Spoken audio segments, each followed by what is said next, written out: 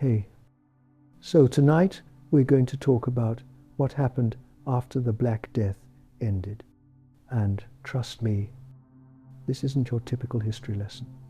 We're talking about one of the most dramatic transformations in human history, when Europe literally had to rebuild itself from the ground up. Before we start, I'd really appreciate a like or subscribe if you're enjoying these stories. I'm super curious where you're all listening from.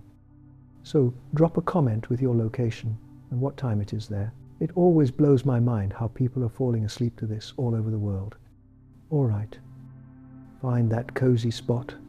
Take a nice slow breath and just let your body sink into whatever you're lying on. We're heading back to 1383. And trust me, you're going to be real grateful for that mattress by the time we're done. So, congratulations. You just woke up in England, 35 years after the Black Death swept through Europe like nothing anyone had ever seen before. The good news? You survived. The bad news? Well, let's just say the world you knew is gone. You open your eyes and the first thing that hits you isn't what you see. It's what you don't hear. No morning bustle from the village square. No children playing in the streets. No hammering from the blacksmith's shop. Just silence.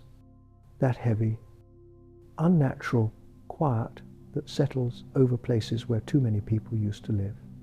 Your muscles ache as you stretch. That deep tiredness that comes from working harder than your body wants to. But these days, everyone who's left works harder than they should. There's no choice. You roll over, feeling the rough straw mattress beneath you. At least you have a mattress now. Before the plague, serfs like you slept on bare ground with maybe some rags for warmth. But now, well, when half the population dies, suddenly there's a lot more stuff to go around. Strange how that works, isn't it? You sit up slowly, letting your eyes adjust to the dim light filtering through the one small window. The house itself is bigger than what you grew up in. Used to belong to the miller and his family. All 6 of them died in the space of a week, back in 1348. Their bodies were buried in the churchyard along with so many others they had to dig mass graves. These days, you try not to think about that too much. The floorboards creak under your feet. Actual wooden floors. Not just packed dirt. You inherited more than just a house when the plague finished its work. There's a chest in the corner with clothes that actually fit. A proper cooking pot hanging over the fireplace. Even a pewter cup, which used to be something only wealthy merchants could afford. Funny thing about catastrophes, they have a way of redistributing wealth. Just not in any way you'd ever want. You pull on your tunic, wool, instead of the rough hemp you wore before. It's a good feeling, warm against your skin, but there's always that little voice in the back of your head reminding you that this tunic used to belong to someone who died choking on their own blood. You try not to think about that either. Outside, your breath makes little clouds in the morning air. September in England has always been cold, but somehow it feels colder now. Maybe it's just because there are fewer people to warm the world with their presence, or maybe when you've seen as much death as everyone has. Everything feels a little colder.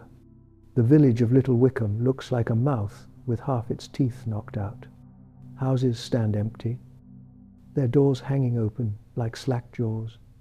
Gardens grown wild, fences falling down.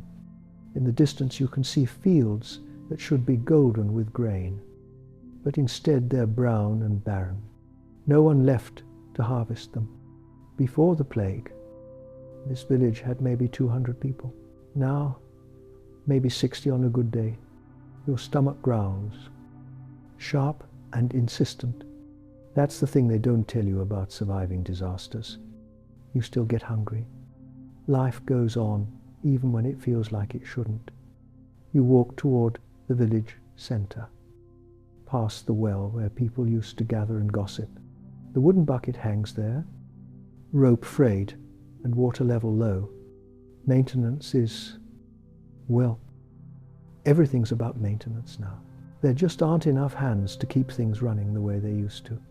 The baker's shop is still closed. Has been for 3 years now. Thomas the baker died, along with his wife and 2 sons. His apprentice tried to keep things going for a while. But bread making isn't something you just pick up. The few loaves he managed to make were, let's just say they were dense enough to use as building materials. These days, people bake their own bread, or try to. Turns out a lot of knowledge died with the plague. All those little skills that people passed down from parent to child. Gone. Just gone. You can smell wood smoke drifting from the direction of the manor house. Lord Edmund's place. He survived, though just barely. Lost his wife, his 3 children, most of his household staff. Now it's just him, his remaining steward, and maybe a dozen servants where there used to be 50. Poor bastard actually has to do some of his own work now. Can you imagine? But here's where things get interesting. And this is the part that would have been unthinkable before the plague. You're not going to bow and scrape when you see him. You're not going to tug your forelock and mumble, yes, my lord, and no, my lord, like your father did, because Lord Edmund needs you more than you need him. See, when half the population dies, suddenly the people who are left become very, very valuable. Supply and demand. Medieval style. Your feet crunch on the frost-covered grass as you make your way toward the manor. Today's the day you're going to ask for more money. 3 months ago, you would have been whipped for even thinking such a thing. But 3 months ago, Lord Edmund had other options. He doesn't anymore. The manor house looms ahead. Stone walls that used to seem so imposing, now they just look like expensive walls around an increasingly empty house. Most of the windows are shuttered. No point heating rooms nobody uses. You knock on the heavy wooden door. 3 sharp knocks that echo in the morning stillness. Footsteps approach, slow and measured. The steward opens the door. Richard, a man who used to have 3 assistants. Now he does everything himself. Morning, Thomas, he says. His voice carries that particular weariness that everyone has now. The exhaustion of people trying to do too much with too little. Morning, Richard. Need to speak with his lordship. Richard raises an eyebrow. Before the plague, peasants didn't just demand audiences with lords. But these aren't before the plague times. He's in the solar. I'll let him know you're here. You wait in the great hall, and even here you can see how much has changed. The tapestries are dusty. There's no one left to maintain them properly. The long tables where dozens of people used to eat, most of them pushed against the walls and covered with cloth. Lord Edmund appears at the top of the stairs. He's smaller than you remember, thinner. The plague didn't kill him, but it aged him 20 years in 5. His clothes are fine, but they hang loose on his frame. Even the rich don't eat as well as they used to. Thomas, he says, coming down the stairs with careful dignity. Richard says, you wanted to speak with me. I, my lord, about my wages. The words hang in the air between you. A year ago, hell, 6 months ago, this conversation would have ended with you in the stocks. But Lord Edmund just sighs like a man who's had this conversation too many times already. What are you making now? 2 shillings a week. But John over in Great Wickham, he's getting 3 shillings for the same work. And they're throwing in an extra measure of grain. Lord Edmund's jaw tightens. John's always been... He stops himself, takes a breath. What exactly are you asking for? 3 shillings. And I want Sundays off, proper off. Not just morning service and then back to work. The old Lord Edmund would have exploded. Called the guards, had you beaten, but the old Lord Edmund had 50 workers to choose from. This Lord Edmund has you and maybe 5 others. He looks out the window at his fields, brown stubble where golden grain should be waving, fields that need to be ploughed for winter wheat, work that has to be done and not enough people to do it. 2 shillings and 6pence, he says, finally. And Sunday afternoons off, you pretend to consider this, though honestly it's more than you hoped for. But you've learned something important in these past few years. When someone needs you more than you need them, you have power. Done, you say, extending your hand. He shakes it. A lord shaking hands with a peasant. Your grandfather would have fainted. As you walk back through the village, you pass the churchyard. The original cemetery was full by the time the plague finished, so they dug new sections, then those filled up. Now there are graves scattered around the church like fallen leaves, but life, somehow, keeps going. You see Margaret hanging laundry behind her cottage. She's wearing a dress that's too fine for a widow, but her husband had been the village's most successful merchant before he died. Now she owns his business. Such as it is, women inheriting property, running their own shops, another thing that would have been impossible before. Strange how catastrophe creates opportunities. She waves at you and you wave back.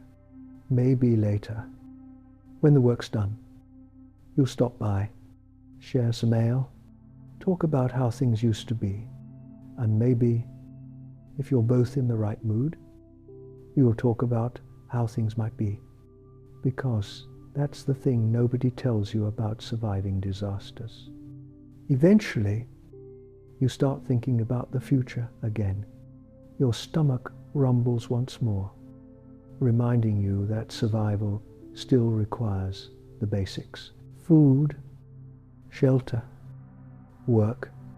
But as you head toward your own fields, the ones you're renting now that you can afford it, you're thinking about more than just getting by.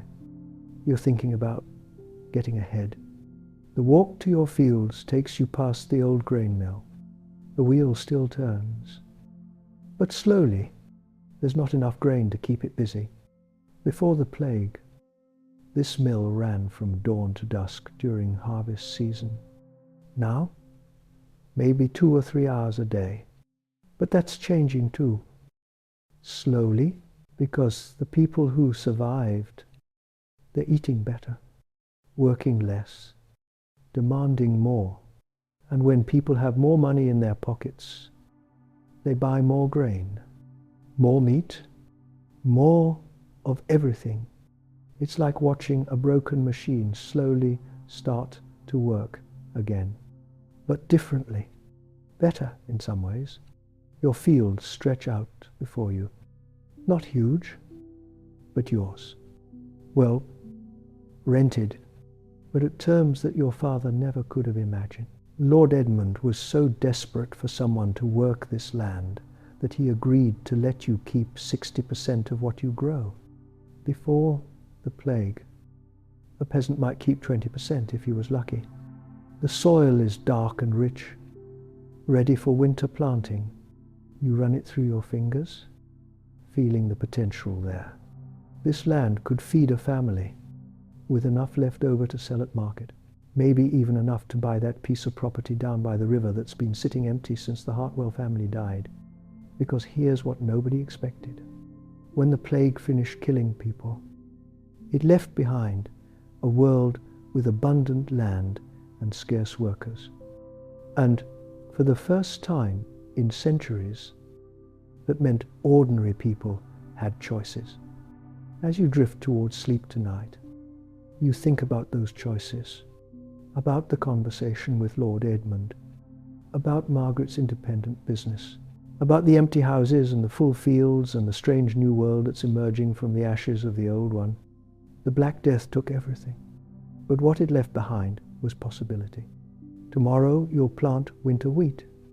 Next week you'll probably have another conversation with Lord Edmund about wages or working conditions.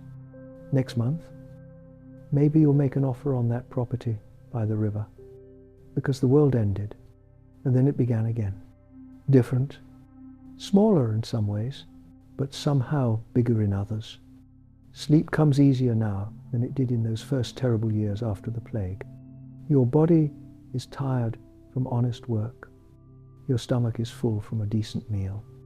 Your future, for the first time in your life, feels like something you might actually have a say in. That's not nothing. That's everything. Really, good night. Rest well. Tomorrow brings another day in this strange new world where peasants negotiate with lords and the impossible slowly becomes ordinary. Word spreads fast in small villages, especially when it's bad news for the people in charge. By autumn, 3 other peasants in Little Wickham have demanded raises and gotten them. Margaret's hired 2 of her neighbours to help with the merchant business, paying them wages that would have seemed impossible just a few years back. But here's where things get complicated. King Edward's court down in London has been hearing stories about peasants getting uppity, stories about lords paying outrageous wages, stories about the natural order of things getting turned upside down. And the king, well, he's not happy. You hear about it first from a travelling tinker who stops by the village in late October. His cart's loaded with pots and pans, but more importantly, he's loaded with news from the wider world. Parliament's passed a new law. He tells you as you examine a copper pot, Statute of Labourers, they're calling it, says no worker can demand more than they were paid back in 1346. Before all the dying started, you set the pot down, feeling something cold settle in your stomach. What's that mean exactly? The tinker glances around, making sure no one's listening. Means if they catch you asking for higher wages, they can put you in the stocks, brand your face. Some places they're hanging folks. The copper pot suddenly feels very heavy in your hands. Of course, the tinker continues, lowering his voice. Laws are one thing, enforcement's another. Hard to punish a man when you need him to harvest your grain. That night you lie awake listening to the wind rattle your shutters. The house feels less secure now, less like shelter and more like a target. Because that's the thing about progress. It always makes someone angry. Next morning brings frost and bad news. Lord Edmund's steward shows up at your door before sunrise. His face grim as winter soil. His lordship wants to see you. Now, the walk to the manor feels different this time. Longer, more ominous. The stones under your feet seem to whisper warnings. Your breath comes out in sharp puffs that disappear too quickly in the cold air. Lord Edmund's waiting in the great hall, but he's not alone. 2 men in the king's colours stand beside him, their swords hanging heavy at their sides. Royal commissioners, sent to make sure the new law gets followed. Thomas. Lord Edmund says, his voice carefully neutral, I'm afraid we need to renegotiate our arrangement. One of the commissioners steps forward. He's young, maybe 25, with the kind of soft hands that have never held a plough. By order of King Edward, all wages are hereby returned to their levels of 1,346, 2 shillings per week, no more. Your heart pounds, but you keep your voice steady, and if I refuse, the commissioner's hand moves to his sword hilt. Then you'll find yourself explaining your refusal to the king's justice. We have stocks set up in the village square, and brands heating in the forge. You look at Lord Edmund, searching his face for some sign of support, but he won't meet your eyes. Whatever power you thought you had, it's gone. just like that. I understand. You say finally, because what else can you say? But as you walk back through the village, you notice something. The other peasants are gathered around the well, voices low but urgent. Margaret's there too, along with several farmers from neighboring villages. Word travels fast, and resistance travels faster. They can't just take it back. Someone's saying, we're the ones doing the work. We're the ones they need. King or no king, adds another voice. Dead men can't plant grain. You join the circle, feeling the tension crackling like lightning before a storm. These are people who've tasted freedom and they're not eager to give it up. What are you thinking? You ask. Margaret speaks up, her voice carrying an edge you've never heard before. We're thinking maybe it's time the king learned who really keeps this country running. That afternoon, you're working your fields when you see the smoke. 3 columns of it rising from the direction of Great Wickham, then more from Little Thornton and Wickfield. By evening, the horizon is dotted with orange glows against the darkening sky.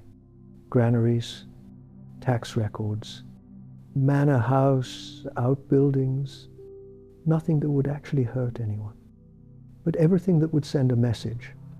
The revolution has begun. It starts small, like most revolutions do. A tax collector here, a royal commissioner there, finding themselves suddenly unwelcome in villages where they used to command respect. Sometimes it's just cold shoulders and empty houses. Sometimes it's stones thrown from behind hedges. But by winter, it's spreading. You hear stories from traveling merchants. When any merchants are brave enough to travel, peasants in Kent marching on royal castles. Workers in Essex refusing to harvest grain for lords who won't pay fair wages. Entire villages in Yorkshire simply disappearing. People packing up everything they own and moving to places where they can get better treatment. And the amazing thing, the lords can't stop them, because stopping a few troublemakers is one thing. Stopping half your remaining workforce is economic suicide. Lord Edmund tries threats first, then bargaining, then something that would have been unthinkable before, begging. Look, he says during another awkward meeting in the Great Hall, I know the commissioners said 2 shillings, but what if we called it 2 shillings plus expenses, food allowances, extra grain rations? You pretend to consider this, though really you're just enjoying watching a lord squirm. What kind of food allowances? Well, meat twice a week, good bread, ale with dinner, and housing. You can keep the house you're in now. No rent. It's not everything you had before, but it's something. And more importantly, it proves that laws are just words on parchment when reality doesn't cooperate. You shake his hand again, and this time his grip is desperate. Winter settles over the village like a heavy blanket, but it's a restless kind of quiet.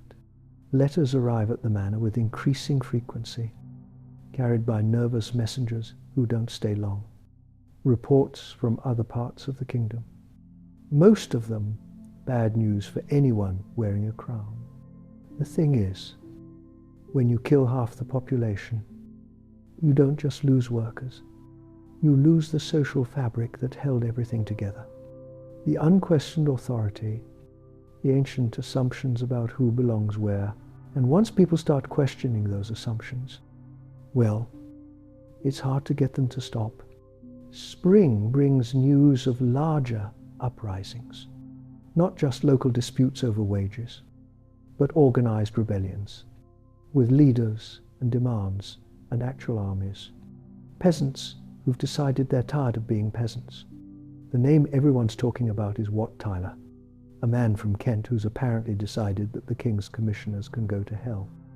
Along with the king himself, they say he's got 10,000 men. Margaret tells you as you help repair her roof. All of them armed, all of them angry. You hammer another nail into the thatch, thinking about how different everything feels now.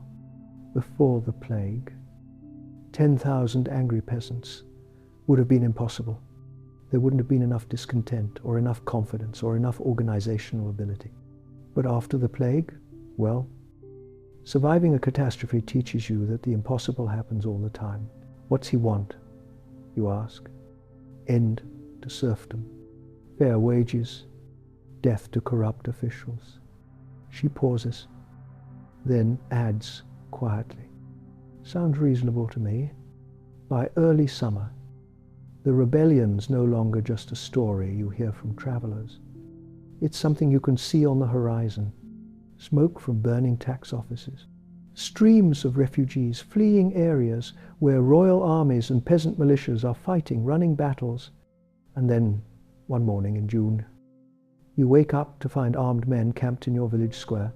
Not royal soldiers. Not exactly. And not local peasants either. Something in between. Men with weathered faces and work-hardened hands, but carrying proper weapons and wearing bits of armor clearly taken from somewhere else. Their leader's a woman, which is shocking enough by itself. But she carries herself like someone used to being obeyed. And when she speaks, people listen. We're heading to London, she announces to the growing crowd, to present our demands to the king. Anyone who wants to come, you're welcome. What demands? Someone calls out. She unfolds a piece of parchment, though you suspect she's memorized every word. End to serfdom and villanage. Fair wages for all workers. Abolition of poll taxes. Punishment for corrupt officials who've grown fat while honest people starve. The crowd murmurs, weighing the risks, because joining a rebellion is serious business. People get hanged for rebellion. But then again, people have been getting hanged just for asking for fair wages. What makes you think the king will listen? Lord Edmund has appeared, flanked by his remaining guards. But his voice lacks its old authority. He sounds worried. The woman looks at him with something that might be pity. Your lordship, with respect, the king doesn't have much choice. Half his tax collectors are dead or fled. His armies are stretched thin, fighting uprisings from here to Scotland. And winter's coming. If he wants grain harvested and bread baked and roads maintained, he needs us more than we need him. She's right, and everyone knows it.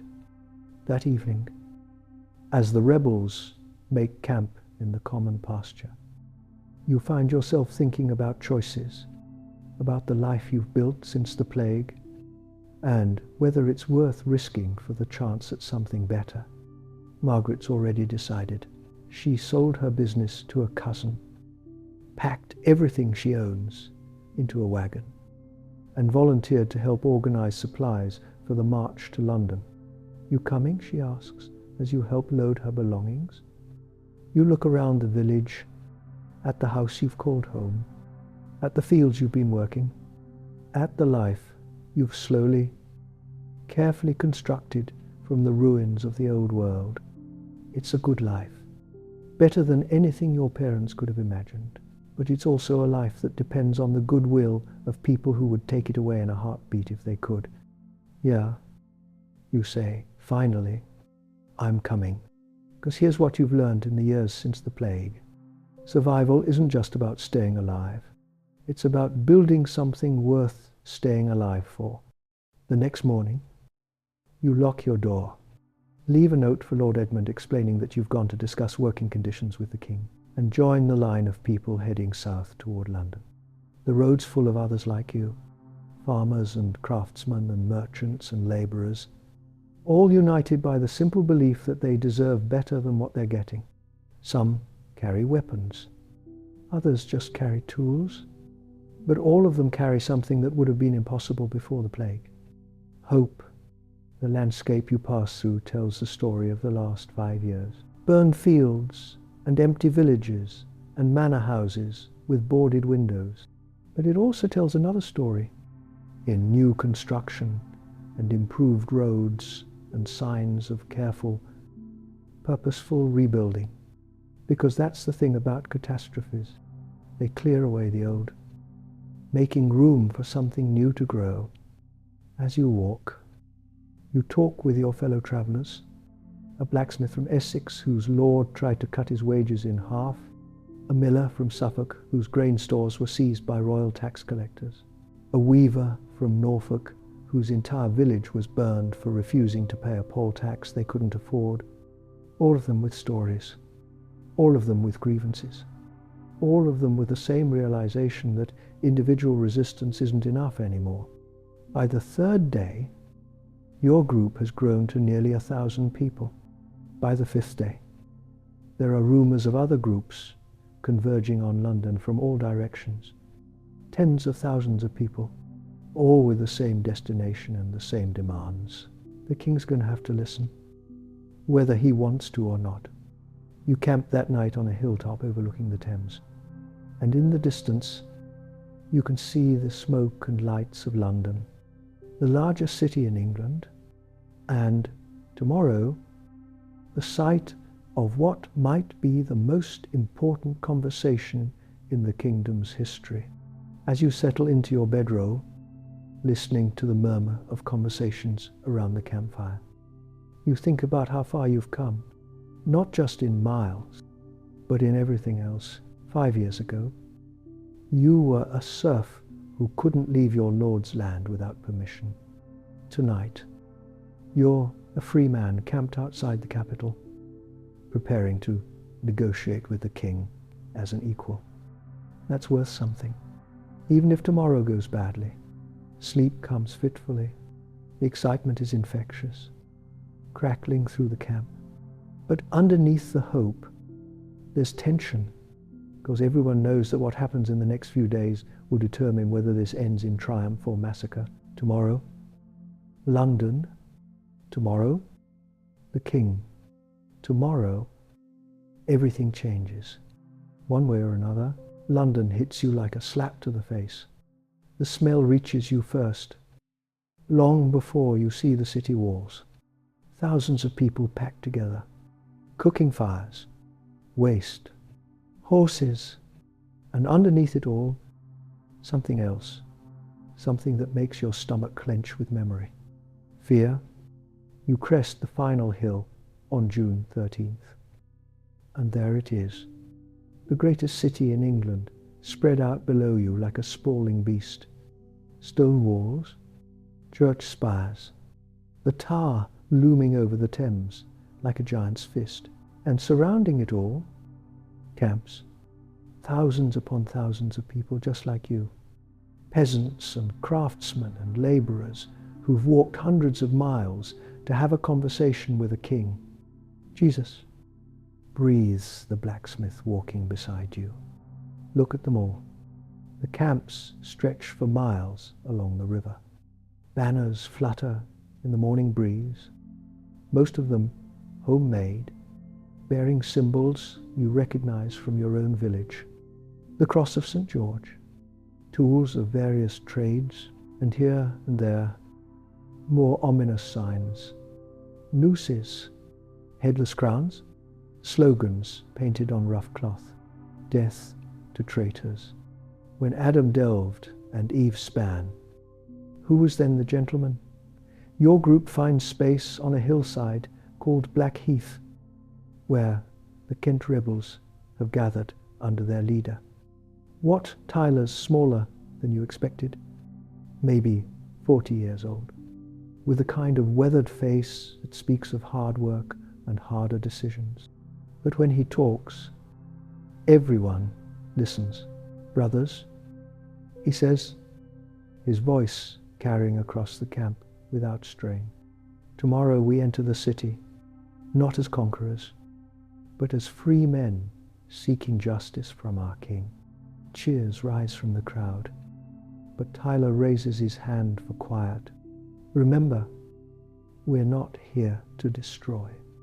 We're here to build, to tear down the corrupt system that's kept us in chains and replace it with something fair, something human. You find yourself nodding along, caught up in the hope and energy of the moment. Around you, faces shine with something that's been missing from English villages for too long. Possibility. That night you barely sleep. The excitement is infectious, crackling through the camp like lightning. People share food, stories, dreams of what comes next. A miller from Canterbury talks about starting a cooperative where workers share the profits. A weaver from Dover imagines guilds run by craftsmen instead of wealthy merchants. But underneath the hope, there's tension, because everyone knows that what happens in the next few days will determine whether this ends in triumph or massacre. Dawn breaks grey and misty over the Thames, and with it comes movement. Thousands of people breaking camp, gathering belongings, forming loose columns that stretch back toward the horizon. The march to London begins. You walk with Margaret and the blacksmith, part of a river of humanity flowing toward the city gates. The guards at Aldgate take one look at the approaching crowd and simply step aside. Smart men. London's streets are narrow, twisting, designed for maybe a few hundred people at a time, not several thousand. The crowd spreads out like water, finding its level, filling every available space, and the city responds. Some Londoners slam their shutters and bar their doors. Others lean out of windows, cheering, throwing bread and coins. A few brave souls actually join the march, craftsmen and labourers who've been nursing their own grievances against the wealthy merchants who run the city. But it's when you reach the wealthy quarter that things get interesting. The houses here are different, larger, built of stone instead of timber, with courtyards and gardens and all the signs of lives lived in comfort while others struggled. Someone throws a stone. You're not sure who, but suddenly the air is full of them. Windows shatter, doors splinter, and the crowd tastes blood. The Savoy Palace, that's where it really starts.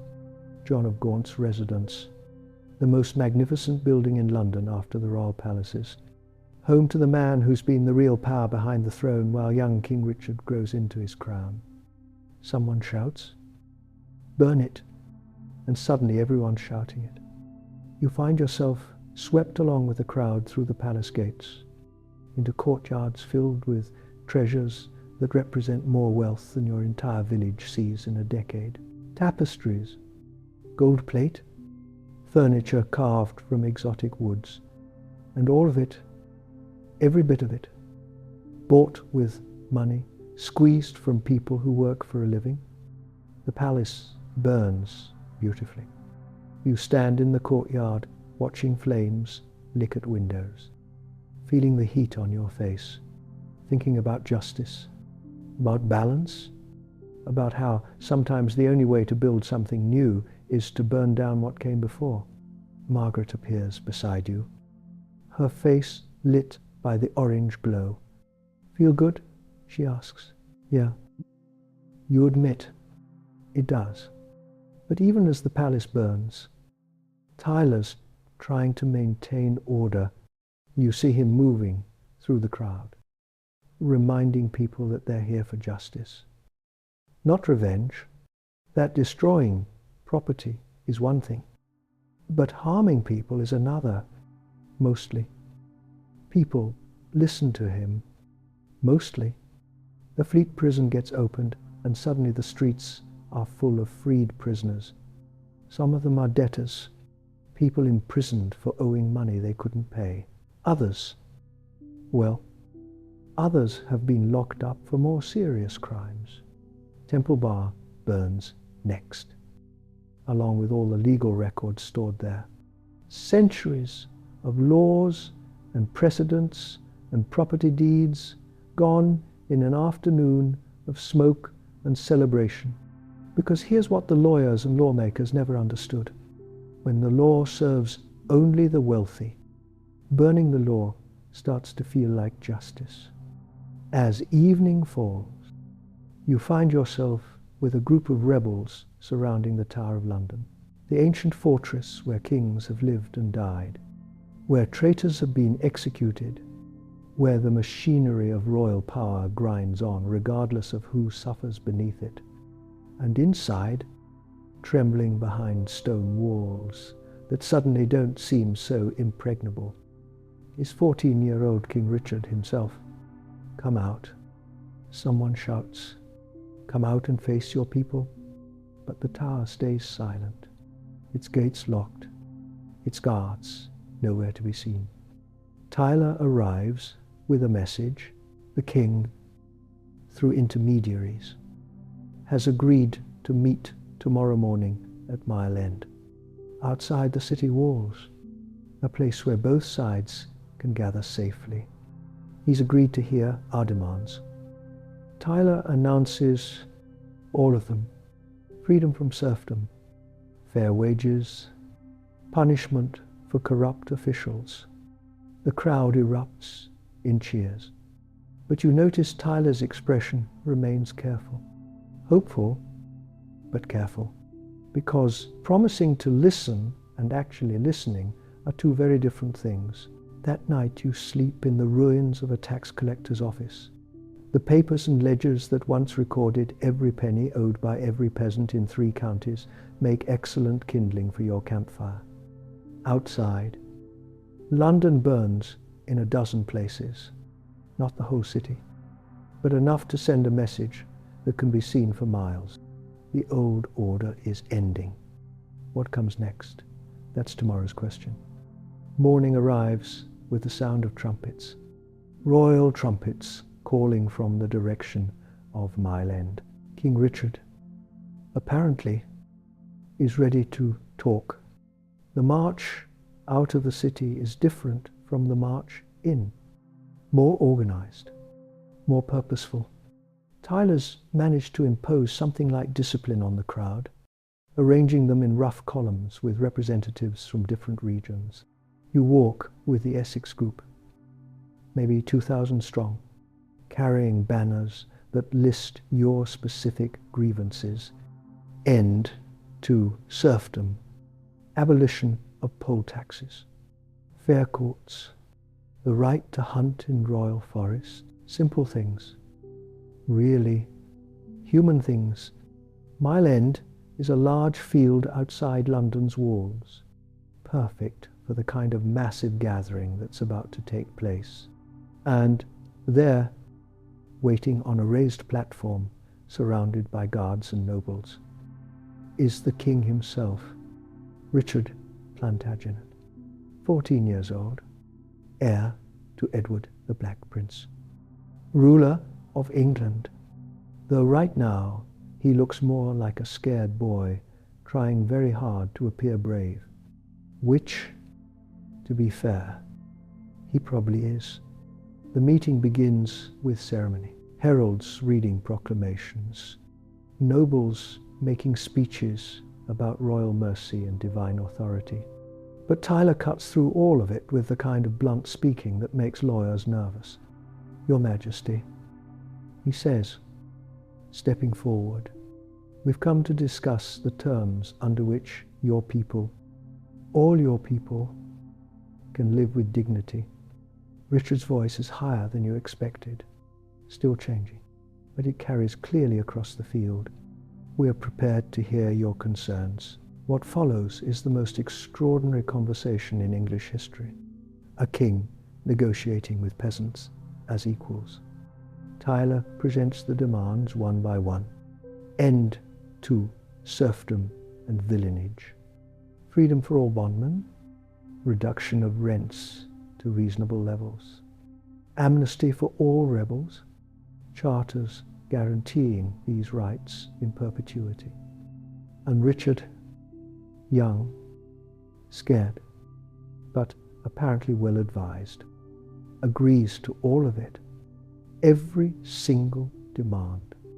The crowd erupts. People weep, embrace, fall to their knees in gratitude. You find yourself shaking, overwhelmed by the magnitude of what just happened. Serfdom ended, just like that. With words on parchment and a royal seal, scribes begin copying charters immediately.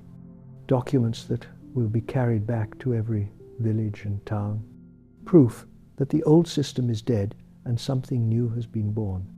You're handed a charter, the parchment still wet with ink, bearing the royal seal that makes it law. Freedom spelt out in Latin and English. Official as sunrise. Margaret's crying, and you realize you are too. But even as the celebration begins, you notice something. Tyler's not celebrating.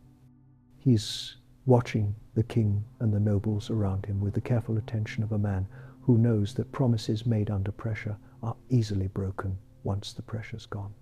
And he's right to be careful, because while this meeting's happening, while charters are being written and hands are being shaken, other things are happening too.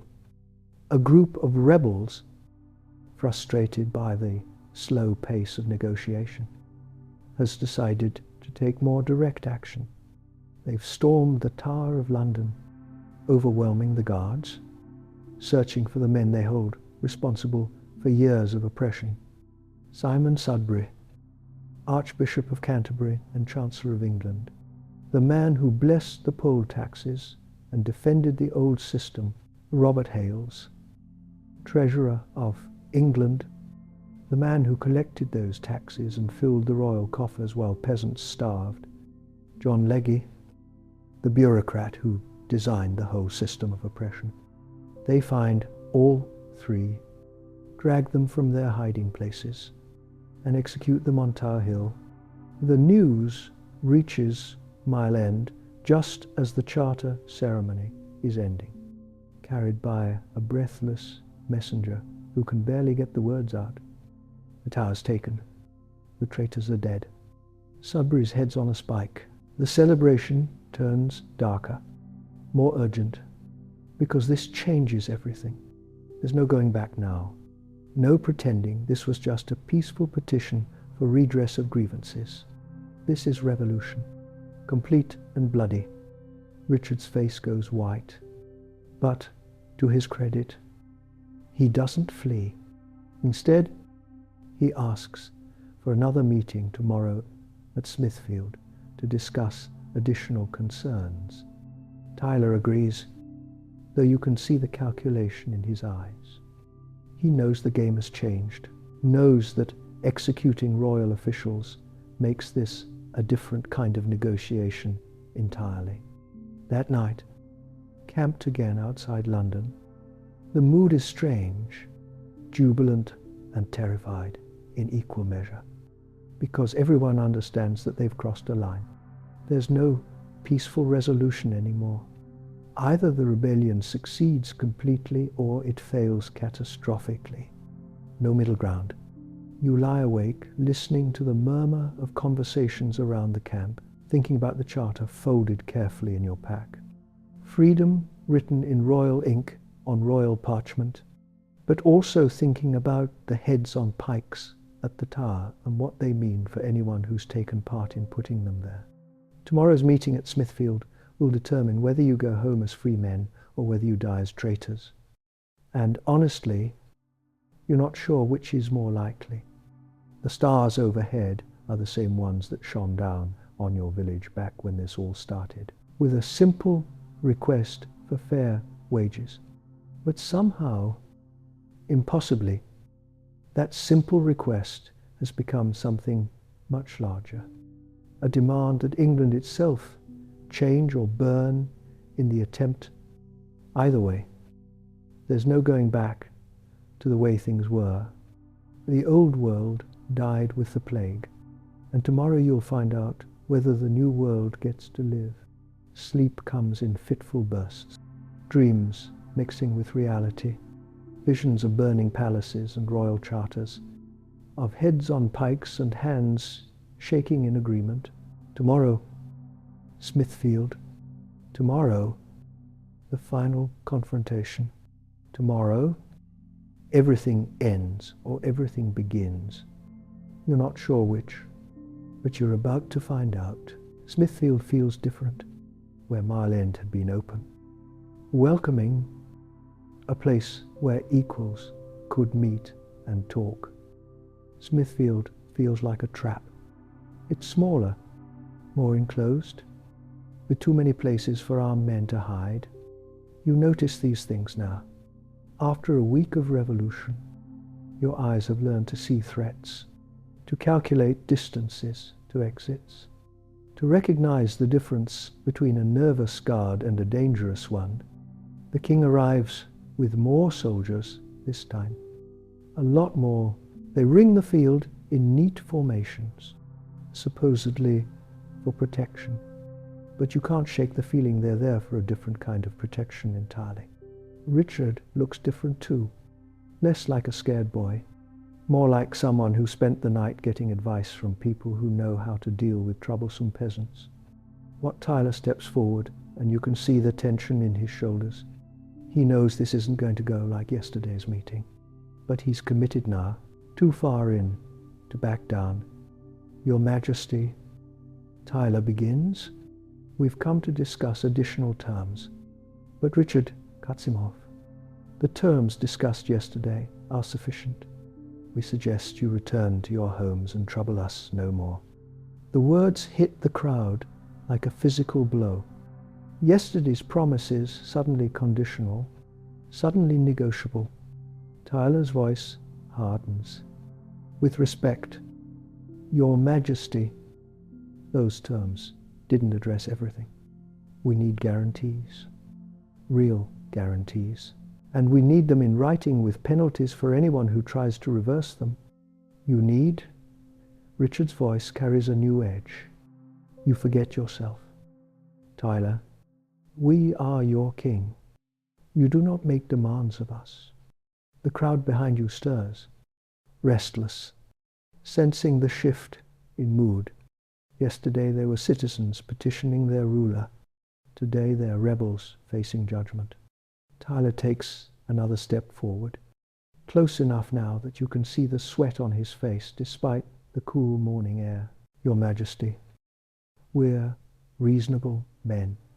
We've shed blood for what's right. We won't go home empty-handed. Blood?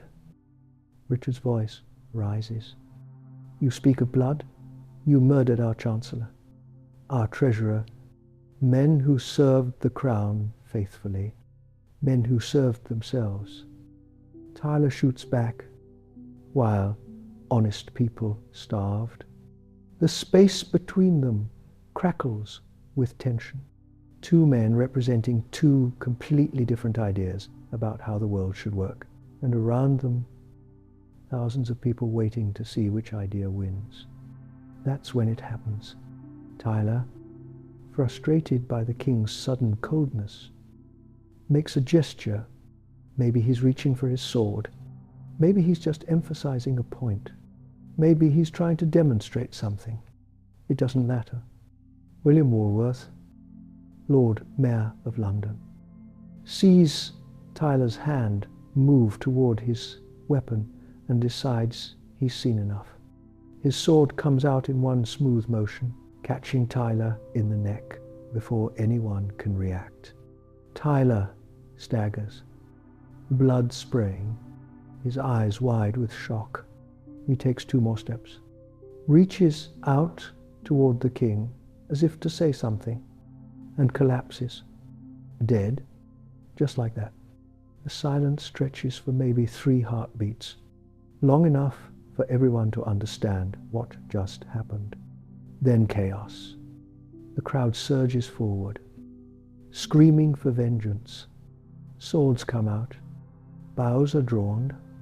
The careful discipline Tyler had imposed, gone in an instant. And that's when Richard does something extraordinary. He spurs his horse forward, directly into the mob, his young voice cutting through the screaming. You shall have no captain but me. The words are perfectly chosen, perfectly timed, because these aren't anarchists or criminals. They're people who still believe in kingship, who still think their grievances can be addressed by appealing to royal justice.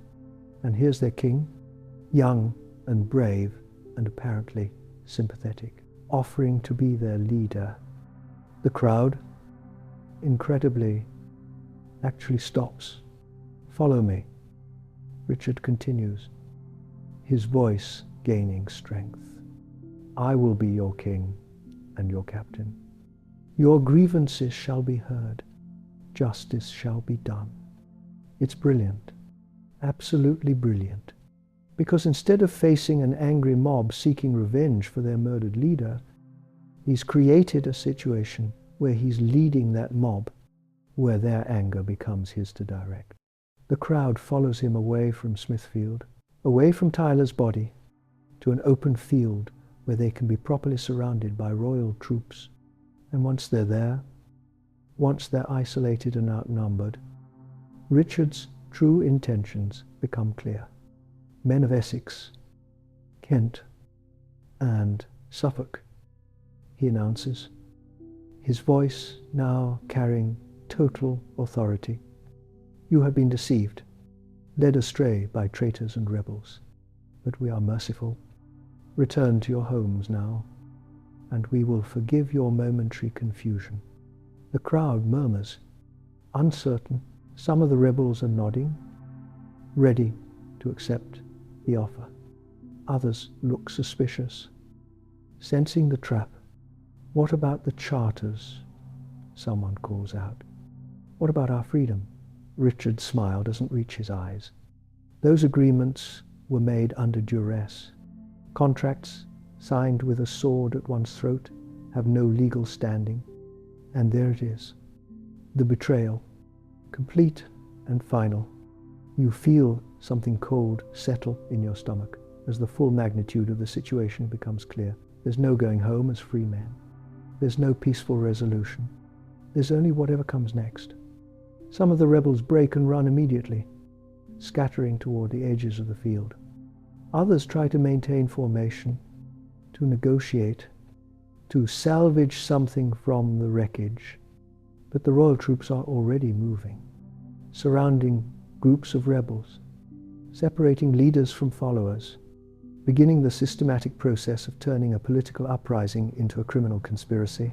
You grab Margaret's hand. We need to go. No. What about the others? The others are finished. We stay. We're finished too. You slip away during the confusion. Moving toward the edge of the field where the encirclement isn't quite complete yet, behind you, you can hear shouting, the clash of weapons, the sound of a revolution dying in real time. The journey home takes 2 weeks.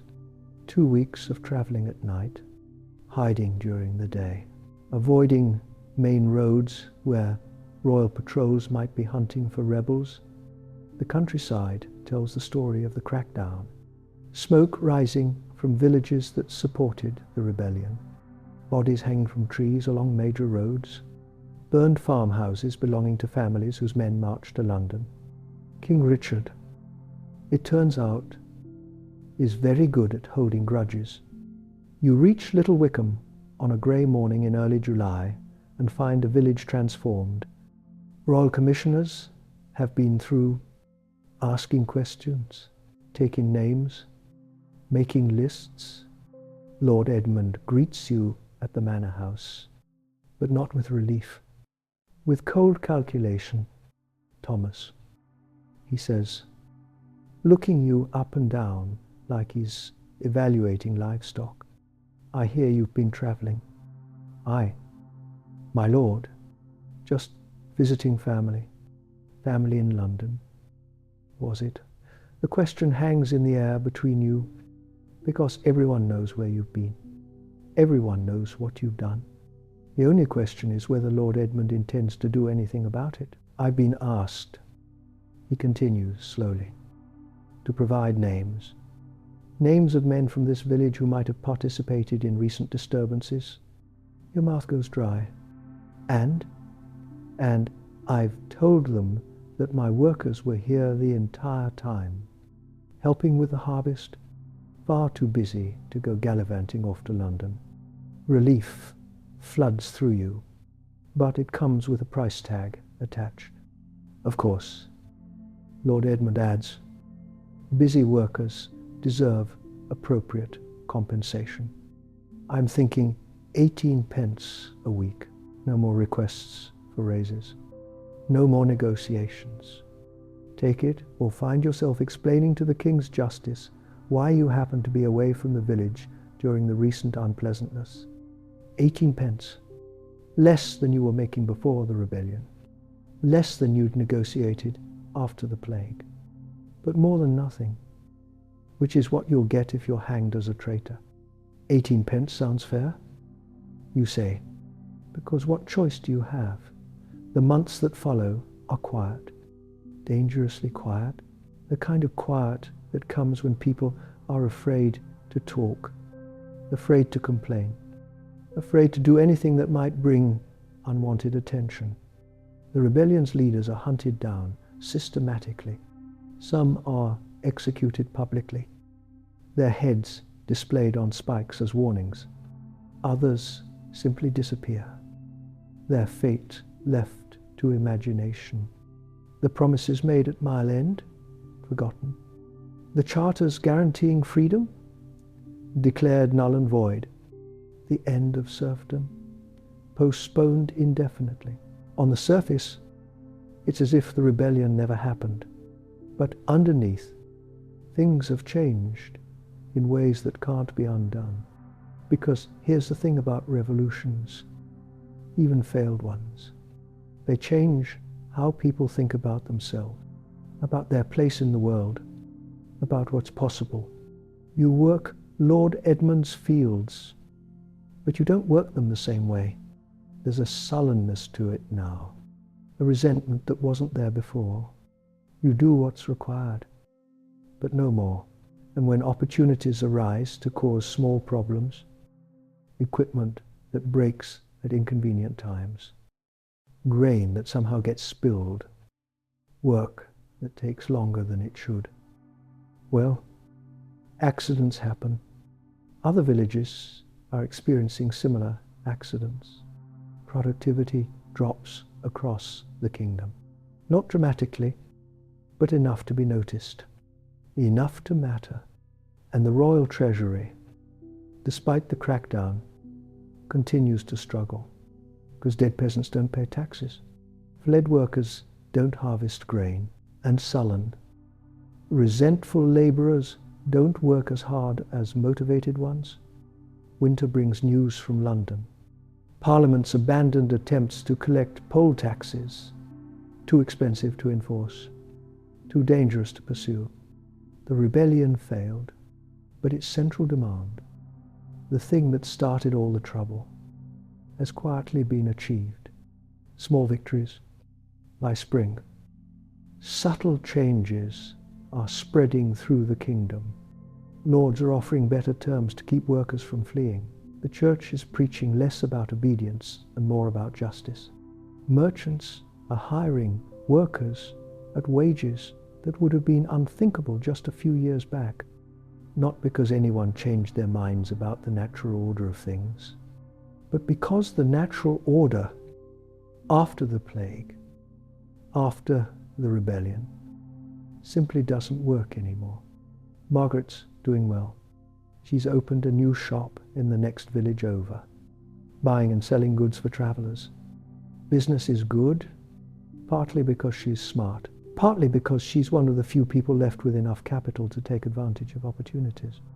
Funny how things work out, she says one evening as you share ale by her fireplace.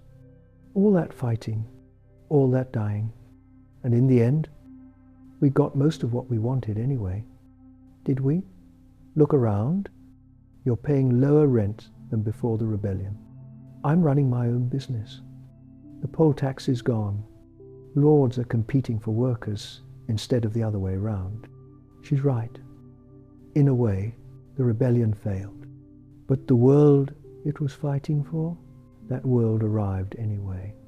Slowly, quietly, through 1,000 small adjustments and compromises, because that's how real change usually happens, not through grand gestures and dramatic confrontations, but through the steady, persistent pressure of people who refuse to accept the unacceptable. You think about Wat Tyler sometimes, lying in the dirt at Smithfield, blood pooling around his head. He died for nothing and everything. The immediate cause was lost. But the deeper cause, the thing he was really fighting for, that survived. Freedom isn't just a word on parchment. It's a way of thinking, a refusal to accept that some people matter more than others just because of where they were born. And once that idea gets loose in the world, it's very hard to put back in the bottle. Outside Margaret's window, you can see lights in houses across the village. People living their lives, making their choices, building their futures. Not as serfs or bondmen, but as free people who happen to be poor. That's not nothing. That's actually everything. As you drift towards sleep tonight, you think about the journey, the march to London, the burning palace, the promises and betrayals, the hope and disappointment. It all seems distant now, like something that happened to someone else. But the changes it created, those are real. Those are permanent. The world shifted, and even though the revolution failed, somehow, impossibly, you won anyway. Tomorrow you'll wake up and go to work. You'll tend your fields and negotiate your wages and make your choices. Free choices, not the kind granted by royal charter, but the kind earned through blood and struggle and the simple refusal to go back to the way things were. That's worth something. That's worth everything. Sleep now. Rest easy. The revolution failed, but the future it fought for, that's arriving slowly, surely, inevitably, and you're living in it. Good night. Time has a funny way of healing wounds you thought would never close. It's been 5 years since the rebellion. 5 years since Wat Tyler died in the dirt at Smithfield. 5 years since you walked home from London with a price on your head and revolution in your heart. Now you're settling into a rhythm. Not the life you dreamed of during those heady days in London. But not the life of desperate servitude you knew before the plague either. Something in between. Something new. The village has changed in subtle ways. Lord Edmund still owns the land. You still work it for him. But the relationship feels different now. More like a business arrangement. Less like ownership. He needs you to plant and harvest. You need him to provide land and protection. It's a partnership of sorts, though neither of you would call it that. The wages have crept back up, not to what you demanded during the rebellion, but higher than the Statute of Labourers allows. Lord Edmund pays you 2 shillings and 3 pence now. Officially, it's still 2 shillings. The extra 3 pence comes as food allowances, housing credits, various creative accounting that lets both of you pretend you're following the law while actually ignoring it. Everyone does this. It's the worst kept secret in England. The King's Commissioners occasionally show up to enforce the wage laws, but they're easy to fool. A few coins in the right hands, some carefully kept books that show legal wages, and they move on to the next village to collect their bribes there. Corruption, it turns out, can work in your favor too. Margaret's business is thriving. She's expanded from simple buying and selling to actually manufacturing goods. She's got 3 women working for her now, spinning wool and weaving cloth. The quality is good enough that merchants from London come to buy from her directly. She's becoming wealthy. Not Lord Wealthy, but comfortable, secure, independent. One afternoon, you're helping her move some heavy bolts of cloth when she says something that stops you cold. I'm thinking of getting married again. You set down the cloth. To who? Robert, the carpenter from Great Wickham. You know him? Big fellow. Good with his hands. Makes nice furniture. You do know him. Met him a few times at market. Seems decent enough. That's good. You say, though there's a tightness in your chest you don't quite understand. He wants to join his carpentry with my cloth business. Says we could make furniture with upholstered seats, sell to wealthy merchants, make a real profit. It makes sense. Business sense. Margaret's always been practical. But still, something feels like it's ending. What about you? She asks. Ever think about marrying? You shrug. Who would I marry? There aren't many women left, and the ones who are around have their pick of men. That's true enough. The plague killed more men than women, which means surviving women have options they never had before. Some marry for love, some for security, some don't marry at all, just run their own lives, independent and free. The world's changing in ways nobody expected. That evening, you're working late in your fields when you see someone approaching. It's Sarah, daughter of the blacksmith. She's maybe 20 years old, pretty in a practical sort of way, strong from working the bellows in her father's shop. My father wants to talk to you. She says, about what? About me. The conversation with the blacksmith is awkward. He's a blunt man, not used to dancing around subjects. My Sarah's of marrying age. He says she could have her pick. But she says she likes you. Says you're steady, hard-working, got your own land. I told her I'd ask if you're interested. You look at Sarah, standing by the forge. She meets your eyes, smiles a little. Not shy exactly, but cautious, like she's making a business proposition, which in a way she is. I'd need to think about it. You say, think fast. The blacksmith replies. Miller's son's been sniffing around too, and he'll inherit the mill someday. That night you lie awake thinking about marriage. Before the plague, you wouldn't have had choices like this. Your lord would have arranged your marriage, probably to another serf on his land. You'd have been paired off like breeding livestock. No say in the matter. But now you can choose. Sarah's a good choice. Practical, skilled. Her father's business is solid. She'd bring skills to a marriage, not just a dowry. And unlike before the plague, she'd own those skills. A married woman can still work, still earn, still own property in her own name. The laws haven't changed, but reality has. You decide to say yes. The wedding is simple. A quick ceremony at the church. A small feast at the blacksmith's house. Nothing elaborate. Nobody has money for elaborate anymore. Or rather, the people who have money don't waste it on showing off, when showing off might attract unwanted attention from tax collectors. Your wedding night is awkward in the way these things always are. But Sarah's practical about that too. We'll figure it out. She says, no rush. We've got time. And she's right. You do have time.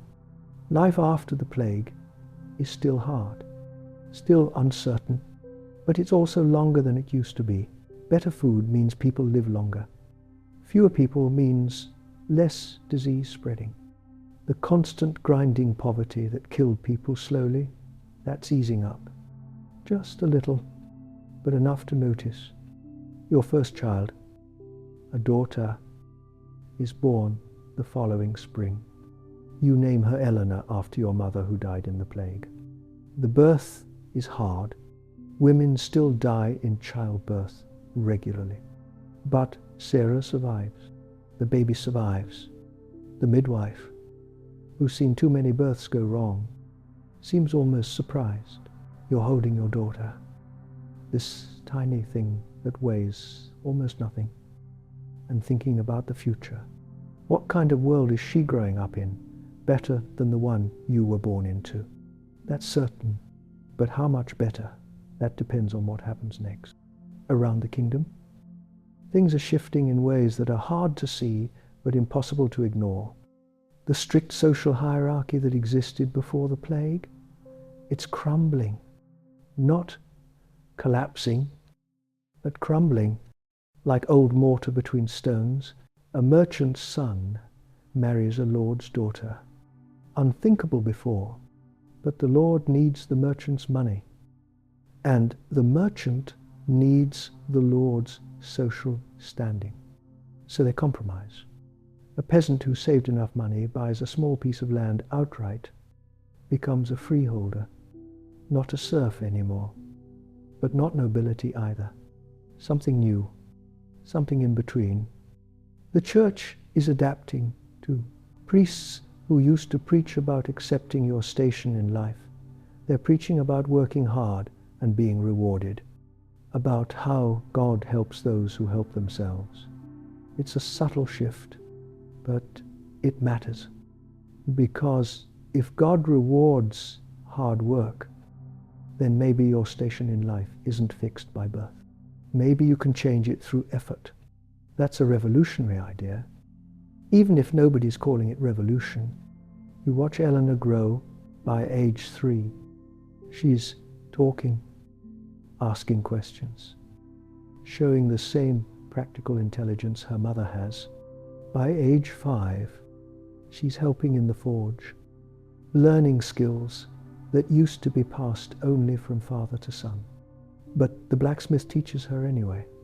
Says skilled hands are skilled hands. Doesn't matter whose hands they are. This is new thinking. Before the plague, girls learned to cook and clean and bear children.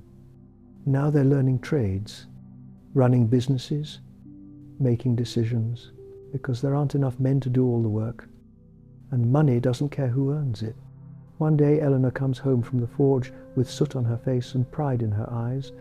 "Grandfather let me hammer today," she announces.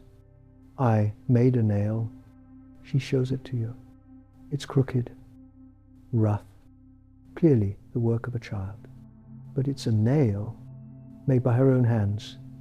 "You'll be a blacksmith then?" you ask. "Maybe," she says.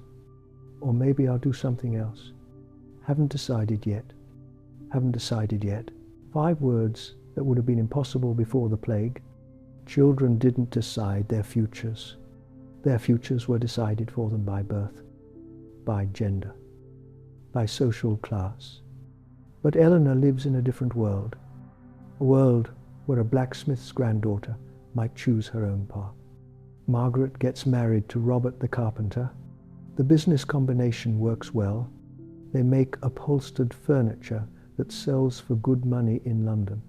They hire workers, pay fair wages, treat their employees like partners, and they prosper at their wedding feast. Margaret pulls you aside. "You ever regret it?" she asks. "The rebellion, marching to London, all of it? You think about this, about Wat Tyler bleeding in the dirt, about the promises made and broken, about the fear and hope and desperate courage of those days. No, you say finally, even though we lost, I don't regret it, because we didn't really lose, did we?" Margaret smiles. "No, I suppose we didn't. The next few years bring more changes. Small ones, mostly, but they add up. The village gets a new well, paid for by pooling everyone's money together. Not the Lord's charity, but a community project. People contributing what they can. A traveling teacher stops in the village and offers to teach reading to anyone who can pay. You scrape together the money to send Eleanor She learns her letters, starts reading the Bible in English. Before the plague, the Bible was in Latin, only priests could read it. But now there are English translations circulating, people reading scripture for themselves, making their own interpretations. The church isn't happy about this, but they can't stop it. There aren't enough priests to control what everyone reads. Your second child, a son, is born when Eleanor is 7. You name him Thomas, after yourself. He's healthy, strong, loud. Sarah recovers quickly from the birth. 2 children who survived infancy. That's better than your parents managed. They had 6 children. Only you survived to adulthood. But that was before the plague, when malnutrition and disease killed children as reliably as winter killed crops. Now, with better food and fewer people crowded together, children survive more often. It's still not safe. Disease still kills. Accidents happen, but the odds are better. You find yourself thinking about the future differently, not just about surviving the next harvest, but about what Thomas might do when he grows up, what Eleanor might become, whether they might live better lives than you did. This is new, this hoping for the future. Before the plague, hope was a luxury nobody could afford. You survived day to day and thanked God for each morning you woke up alive. But now, impossibly, hope is creeping back. Not the naive hope of youth, but the careful, guarded hope of people who've survived catastrophe and found that somehow, against all odds, things might actually get better. Lord Edmund dies when you're 42 years old. He's old, worn out by grief and the endless struggle to maintain his position. His son inherits. Young Edmund, they called him, though he's 30. Young Edmund is different from his father. Educated, practical, less interested in maintaining traditions and more interested in making money. He calls a meeting of all his workers, announces new terms, better wages, better conditions, in exchange for higher productivity. Some of the older workers grumble. They don't trust change. But you see the opportunity. Young Edmund needs workers. Workers need fair treatment. This could work. You shake his hand, agree to the new terms, and slowly, carefully, the relationship between lord and worker shifts a little more towards something that looks almost like partnership, almost like mutual respect. The rebellion failed. The charters were revoked. Wat Tyler died for nothing. Except he didn't, because the world he fought for, it's arriving anyway. Slowly. So slowly, you barely notice day to day. But when you look back across the years, the change is undeniable. You're not a serf anymore. Not in law, maybe, but in practice. You negotiate your wages, choose your work, raise your children to think for themselves, own property, have a voice. These aren't rights granted by kings. They're realities created by necessity and maintained by the simple refusal to go back to the way things were. As you settle into bed tonight, Sarah already asleep beside you, Eleanor and Thomas in the next room, you think about how far you've come from those desperate days after the plague, through the hope and heartbreak of the rebellion, to this quiet, ordinary life that somehow feels extraordinary. Tomorrow you'll work, you'll negotiate, you'll build, you'll live, not as a serf, not as a revolutionary, but as a free man in a world that's still figuring out what freedom means. That's enough. More than enough. Sleep comes easier these days. The fear has faded. The anger has cooled. What remains is purpose. and hope and the simple satisfaction of a life lived on your own terms. Good night. Rest well. Tomorrow continues the slow revolution, the one that's changing everything while seeming to change nothing, the one that can't be stopped. Because it's not one man's dream anymore. It's everyone's reality. Time keeps moving forward, as it always does. It's now 1,395. 12 years since the rebellion, 47 years since the Black Death first arrived. You're 53 years old now, older than most people live, but you're still working, still healthy, still here. Eleanor is 20. She married a merchant's son from the next village. They run a trading business together.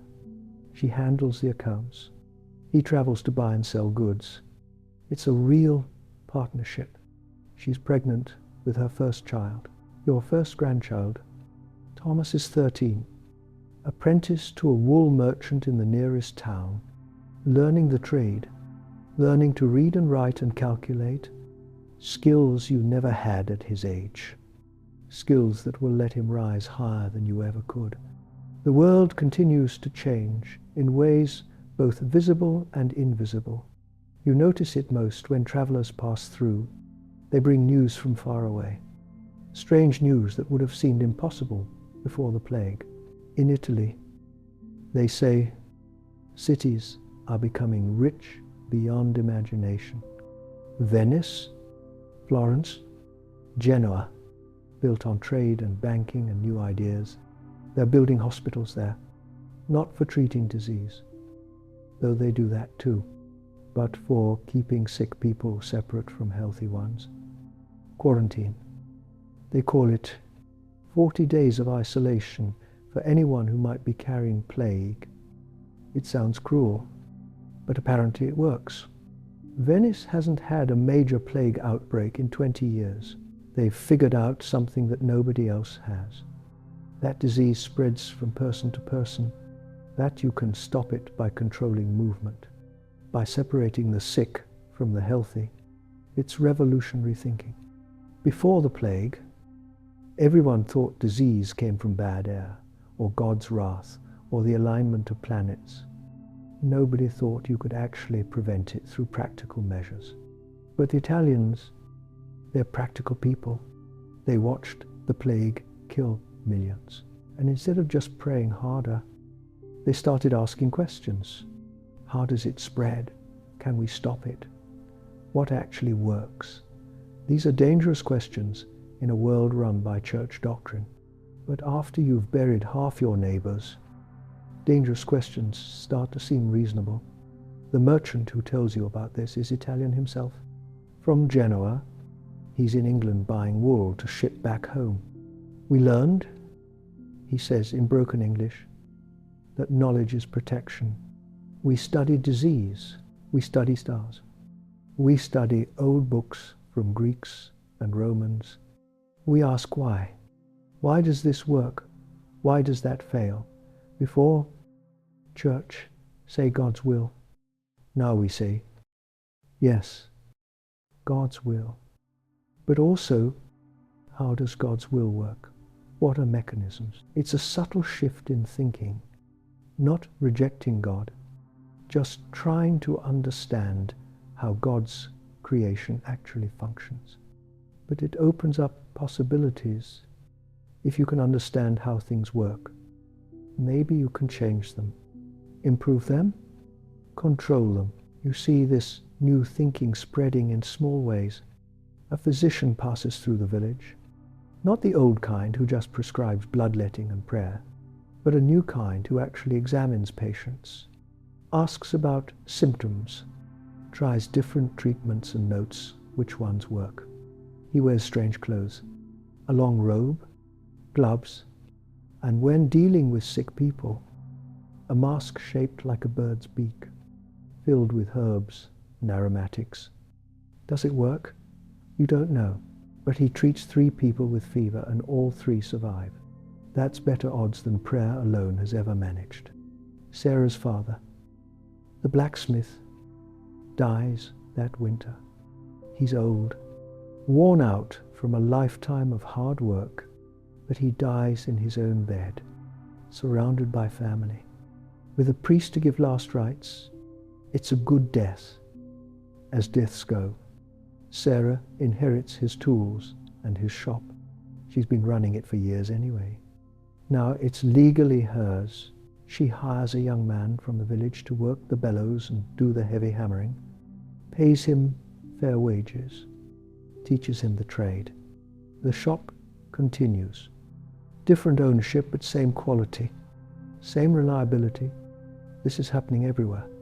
Skills passing from one generation to the next, but not always from parent to child anymore. Sometimes from master to apprentice, sometimes from employer to employee. Knowledge is spreading, becoming less of a family secret and more of a tradable commodity. You visit Eleanor in her new home. She's showing you the account books for her and her husband's business. The numbers are neat, organized. She's keeping careful records of every transaction. Father, she says, you should learn to read. It's not hard, and it would help you keep track of your own money. You're too old for learning.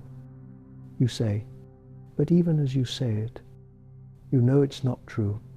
People are learning new things at every age now. There's a man in the next village who started learning Latin at 50. Another who took up carpentry at 45. Age is becoming less of a barrier, because when knowledge is valuable and people live longer, it makes sense to keep learning. Eleanor's house is nice, not wealthy, but comfortable. Real glass in the windows, good furniture, a proper kitchen, evidence of prosperity built through work and skill. You helped us with the down payment. She reminds you, we couldn't have bought this without that. It's true. You've been saving money, something that was impossible before the plague, when you were paid just enough to survive. There was nothing to save, but now, with higher wages and lower costs, you've accumulated some actual wealth, not much by noble standards, but enough to help your daughter, enough to have choices. The market towns are growing. You notice this on your trips to sell grain. More shops, more craftsmen, more trade, buildings are going up, real investment in the future. Before the plague, towns were stagnant. Now they're expanding, because there's money moving around, people buying things, creating demand. Money, your learning, is like water. When it flows, everything grows. When it pools in a few hands, everything else dries up. The plague killed the people hoarding the water, and now it's flowing everywhere, creating opportunities that nobody expected. Thomas comes home for a visit. He's grown tall, almost a man now. He talks about his apprenticeship with excitement. Master John's teaching me about trade routes. He says about how wool from England goes to Flanders to become cloth. Then the cloth goes to Venice or Genoa. Then Italian ships take it to the east, to Constantinople or even further, and they bring back spices and silk. And all along the way, people make profit. It's complex, fascinating. Your son understands things about the wider world that you never learned. He can read Latin and French, can calculate percentages and exchange rates. He's going to have opportunities you couldn't dream of.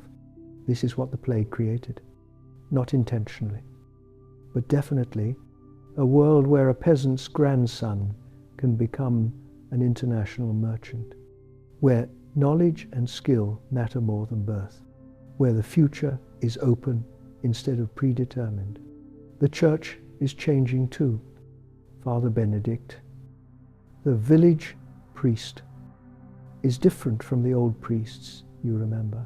He's younger, educated at a university. He preaches about personal responsibility and good works. Less about accepting your suffering, more about improving yourself and your community. The Church has noticed that people respond better to practical spirituality than threats of damnation. After watching plague kill the pious and sinful alike, people are skeptical of divine justice theories. They want religion that helps them live better, not just promises about the afterlife. Benedict starts a small school, teaching village children to read. Just basic literacy. But it's something. Before the plague, education was for nobility and clergy only. Now it's spreading because literate workers are more valuable, because parents want their children to have advantages, because knowledge, once tasted, is addictive. You're invited to a harvest festival at the manor. Young Lord Edmund hosts it. But it's different from the old festivals. Less hierarchical, less formal, lords and peasants mixing more freely, sharing food and drink, even dancing together. It's not equality, exactly. The social ranks still exist, but the distance between them has shrunk. Young Lord Edmund talks to you about crop rotation, about a new method he's heard of from Flanders. Plant wheat 1 year, barley the next. Leave it fallow the 3rd year. Supposedly increases yields without exhausting the soil. What do you think? He asks. Your opinion. A lord asking a peasant's opinion about farming. Unthinkable 40 years ago. You consider it. It makes sense. The soil needs rest. Different crops take different things from the earth. Yeah, you say, worth trying. Maybe on a small plot first. See how it goes. He nods, taking you seriously. Good idea. We'll try it next spring. This is partnership.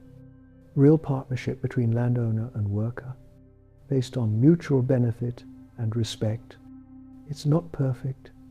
The power imbalance still exists, but it's better than what came before.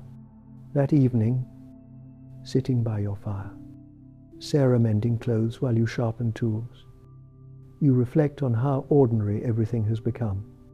The extraordinary changes of the past decades have settled into new normal. Higher wages aren't shocking anymore. They're expected. Women running businesses, common. Children learning to read, increasingly normal.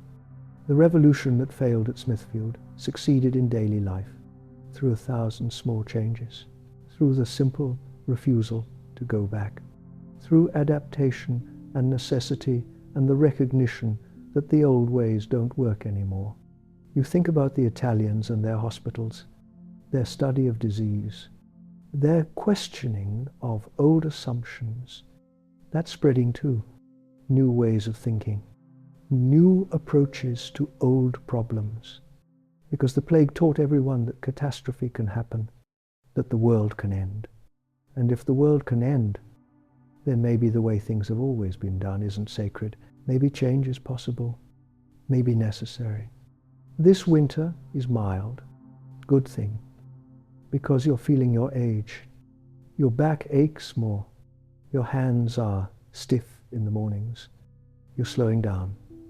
But you're still here, still working, still providing for your family, still watching your grandchild grow in Eleanor's belly. The cycle continues. Life after death, growth after destruction, hope after despair. It's the way of things, the way it's always been, but also, somehow, the way it's never been before, because this hope is different. It's not just hoping for survival. It's hoping for improvement, for progress, for a future that's actually better than the past. That's new. That's what the plague and the rebellion and all the suffering created. Not immediately, not obviously, but slowly, surely, persistently. A world where ordinary people can hope for extraordinary things. As you drift towards sleep, Sarah's breathing steady beside you. You think about tomorrow, about planting season coming, about Eleanor's baby due in spring, about Thomas's apprenticeship progressing, about the small, ordinary miracles of daily life in a world that almost ended but didn't. The Black Death took half of Europe, but what it left behind was space. Space for new ideas, new arrangements, new possibilities. The rebellion failed, but the future it fought for is arriving anyway. In account books and schools, in hospitals and workshops, in the simple fact that your grandchild will be born into a world with more choices than you ever had. That's worth celebrating, worth being grateful for, worth staying alive to see. Sleep comes peacefully tonight. Tomorrow brings another day of slow, steady progress, another day of building the future from the ruins of the past, another day of living in the world the plague created, the world that's still being created, the world that belongs. Finally, to everyone, good night, rest well. The revolution continues, quietly, surely, inevitably. 15 more years pass. Time moves differently when you're old. Days feel long, but years feel short. It's 1410 now. You're 68 years old, ancient by anyone's measure. Your body is failing in small ways. Your eyes are weak. Your hands shake.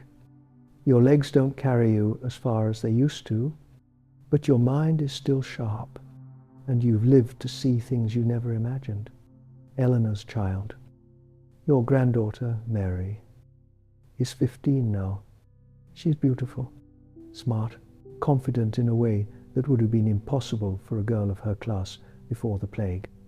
She's learning to read and write, not just basic literacy, but actual scholarship. She reads books in English, Latin, and French. She's studying mathematics, learning about the stars, about navigation, about the wider world. Why? You asked her once. Why do you need to know these things? Because I want to, she replied simply. Because knowledge is beautiful. Because understanding how the world works makes me happy. This is new thinking, learning for its own sake, not just for practical advantage. Learning because curiosity is valuable, because understanding is its own reward. Thomas is 40 now, a successful merchant with his own trading company. He deals in wool and cloth, but also in books, in ideas, in information. He travels regularly to Flanders and Italy, comes back with stories that sound like fantasies. In Florence, he tells you during one visit, they've built a dome on their cathedral. Largest dome since ancient Rome. Nobody thought it could be done. But an architect named Brunelleschi figured it out, used mathematics and engineering, proved that humans can do things that seemed impossible. In Venice, they're printing books, not copying by hand, but printing with movable type means you can make hundreds of copies of a book in the time it used to take to make one. They're sharing knowledge faster than ever before. This printing press technology is spreading. The church is worried about it. Can't control what people read if books are everywhere, but they can't stop it either. The knowledge is out. It's reproducing itself, growing, spreading. Thomas brings you a book, a printed book. You hold it carefully, marveling at the identical letters, all perfectly formed, all exactly the same. This is my first printed book, he says. Won't be my last. Prices are dropping. Soon everyone will be able to afford books. Everyone. Everyone will be able to read, learn, think for themselves. Can you imagine? You can't. Really. But Thomas is right. This technology is going to change everything, more than the plague did, because knowledge, once freed from the monastery scriptoriums, will spread like fire through dry grass. Mary wants to continue her education. There's a new institution in the nearest city, not a monastery school, not a traditional university, something new, a place where anyone who can pay the fees can study philosophy, mathematics, natural philosophy, which is what they're calling the study of how the world actually works. They're reading old Greek and Roman texts, learning from civilizations that fell 1,000 years ago, but also asking new questions, testing old assumptions, trying to understand reality through observation and reason, not just through scripture and tradition. She wants to attend. A girl studying philosophy. You would have laughed at this idea once, but you've seen too much change to laugh at anything anymore. Sarah's gone now, died 3 years ago, peacefully. In her sleep, you miss her every day, but you're grateful she lived as long as she did. Grateful you had 50 years together. Grateful she saw her grandchildren grow. Not everyone gets that. You're living with Eleanor now. She and her husband have a large house in town, prosperous, comfortable. They've invited you to live with them, gave you a room of your own, treat you with respect and affection. This is different from the old way. Before the plague, elderly parents were often burdens, resented, neglected. Now there's actual care for the old, because there are fewer old people and more resources to go around, because respect for elders is increasing as knowledge becomes valuable and experience matters. Eleanor's business is thriving. She's expanded beyond simple trading. She's investing in ships now, buying shares in merchant vessels that sail to the Baltic, the Mediterranean, even beyond. She's part of a consortium of merchants, lords, and wealthy craftsmen, all pooling their money, sharing risks and profits, creating wealth that no one person could create alone. This is new. This cooperation across class lines, this recognition that everyone benefits when everyone prospers. Mary spends hours talking with you about her studies. She's reading Aristotle, Plato, ancient wisdom filtered through church commentary, but also the original texts, comparing what the Greeks actually said with what the church says they said, finding discrepancies, asking questions. Is the earth really the center of everything? Grandfather, she asks one evening, the Greeks thought it might move, that maybe we circle the sun instead of the sun circling us. The church says that's heresy.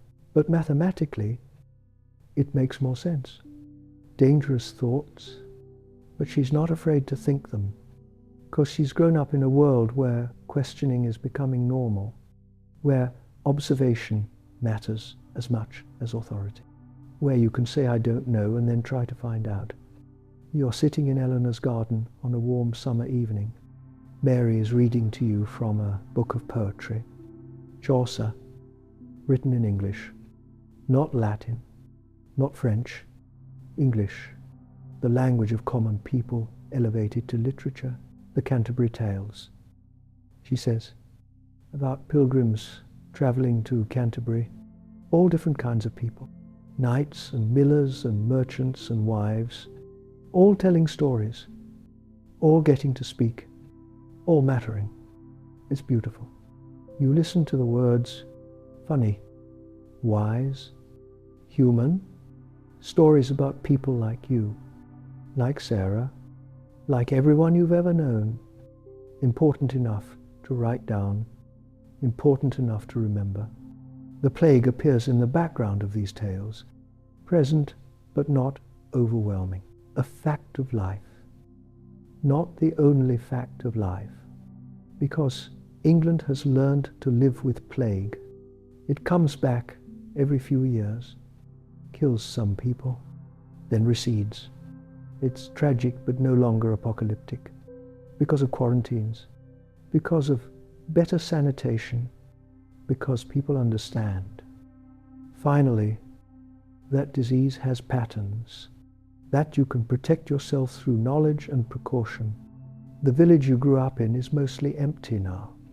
People have moved to towns, to cities, where opportunities are, where markets are, where the future is. The old manor house is abandoned. Young Lord Edmund moved to London, bought a townhouse, became a merchant himself, gave up on extracting wealth from land and decided to create it through trade instead. The fields are rented out to tenant farmers. Productive, profitable, but not the center of life anymore. The center of life is moving to cities, to places where people gather, where ideas spread, where change happens fast. You'll never see it, but Thomas tells you about plans. Plans for universities that accept anyone qualified, for printing presses that will make books cheap, for banks that will lend money to common people with good ideas, for ships that will sail around the world, for science that will cure diseases, for democracy that will give ordinary people a voice in government. These are dreams. Some will fail, but some will succeed, because the world the plague created is a world where dreams are possible, where the future isn't predetermined, where humans can shape their own destiny. One day, Eleanor brings you a letter. It's from a distant cousin, migrated to Flanders 20 years ago. Now he's doing well, owns a textile workshop. The letter talks about guilds, about workers organizing to protect their interests, about regulations ensuring fair wages and safe working conditions, about democracy within craft organizations. It's working. The letter says, when workers unite, when they stand together, lords and merchants have to listen, not because they want to, because they have to, because organized workers have power. This is what the rebellion was trying to achieve, not through violence, through organization, through solidarity. It failed in England, but the idea survived, spread to other countries, is succeeding in places where it can grow slowly, carefully, without triggering royal crackdowns. Mary gets accepted to the new academy. She'll be one of 3 women in a class of 30 students. Unusual, but not impossible. The world is opening up, slowly, unevenly, but undeniably. On her last night before leaving, she sits with you in the garden. Tell me about the rebellion. Grandfather, what was it like? You think back, 67 years now since the plague, 50 since the rebellion. It feels like ancient history, but also like yesterday. We thought we could change the world. You say, thought we could force the king to give us freedom. We were wrong. The king gave us nothing, but we changed the world anyway. How? By refusing to go back, by insisting we mattered, by teaching our children that they had choices, by building this world piece by piece. You didn't do it alone. None of us did. Your grandmother, your mother, all the people who survived and decided that survival wasn't enough. They wanted to live, not just exist. And they built a world where living was possible. Mary's eyes shine with tears. I'll remember that. When I'm at the academy and men tell me women shouldn't study, I'll remember that my great-grandmother ran a blacksmith shop, that my grandmother runs a trading company, that my grandfather helped change the world. You squeeze her hand, not just me. Everyone who refused to accept that things had to stay the same. Everyone who asked why and wouldn't accept, because that's how it's always been as an answer. The real revolution wasn't at Smithfield. It was in daily choices, in small acts of defiance, in the steady, persistent insistence that we deserved better. That night you sleep peacefully, deeply. Your time is coming soon. You can feel it, the way old people do, but you're not afraid. You've lived a full life, seen wonders, raised children who raise children, watched the world transform from medieval rigidity to something new, something flexible, something hopeful. The Black Death was the worst catastrophe in European history, but from its ashes grew the modern world. Individual rights, social mobility, scientific inquiry, democratic ideas, education for all, economic opportunity, not perfectly, not completely, but the seeds were planted in the empty fields and abandoned villages, in the labor shortages and wage negotiations, in the rebellions that failed but planted ideas that succeeded, in the slow, grinding process of people refusing to be servants anymore, insisting on being citizens. Your breathing is slow, regular, peaceful. Tomorrow Mary leaves for the academy. Tomorrow Thomas expands his business to include printed books. Tomorrow Eleanor negotiates a new shipping contract. Tomorrow the world continues its slow revolution, the one that started when half of Europe died and the survivors realized they had power. The power of scarcity, the power of knowledge, the power of refusal, the power to imagine and build a different future. Sleep comes easy tonight, deep and dreamless, the sleep of someone who's fought their battles, raised their family, done their part, the sleep of someone who knows their legacy will outlive them, because it's not in your name, it's in Mary's education, in Thomas's books, in Eleanor's business, in the world they'll build on foundations you helped lay. The revolution failed. Long live the revolution. Good night. Rest well. The future you fought for is arriving. Slowly, surely, inevitably, you wake up one final morning. The sun is warm through the window. Eleanor is there, holding your hand. Mary has come home from the academy. Thomas has arrived from his latest journey. Your family gathered around you. You're not in pain, just tired. So very tired, but peaceful. Ready. They talk softly, tell you stories, remind you of memories. Eleanor talks about learning to work the forge, about her wedding, about starting her business. Thomas talks about his first journey to Flanders, about discovering the world beyond England, about printed books and new ideas. Mary talks about her studies, about learning mathematics and philosophy, about asking questions and finding answers, about building on what you started. You want to tell them something important, something they need to remember. Your voice is weak, but they lean close to listen. The world ended once.